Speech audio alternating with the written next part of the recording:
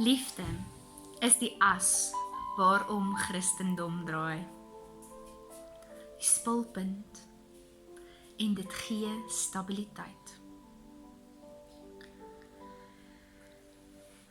Maar liefde loop saam met volharding.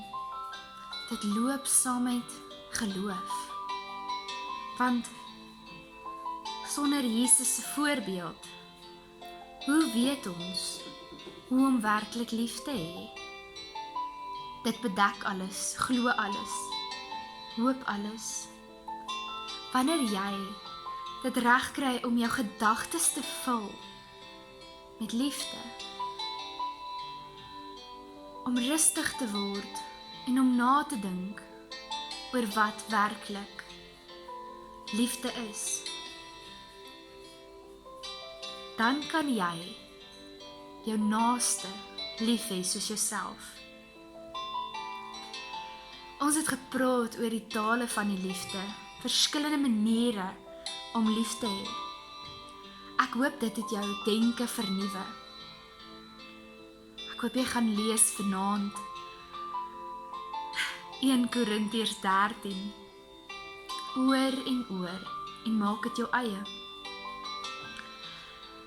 Ek wil vir jou sê, jy is die een wat gaan kies, of jy gaan probeer om werklik lief te hê. Jy is die een wat moet kies.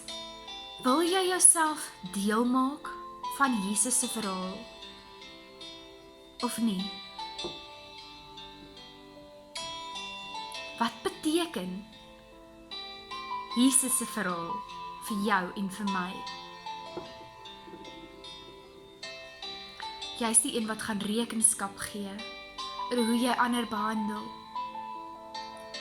So dink mooi. Het jy dit in jou om jou naaste lief te hê soos jouself? Gaan jy probeer om die goeie boodskap van die liefde wat Jesus vir ons gebetoon het, die liefde wat hy vir ons gehad het en nog steeds het, deur self te kies om geoffer te word vir my en jou sondes, uitleef, gaan jy jouself deel maak van hierdie verhaal. En as jy wel jouself wil deel maak, lees die verhaal. Lees en onthou weer. Onthou, hy het gekies om gekruisig te word. Gaan lees jou Bybel, gaan bid en gaan wees lief.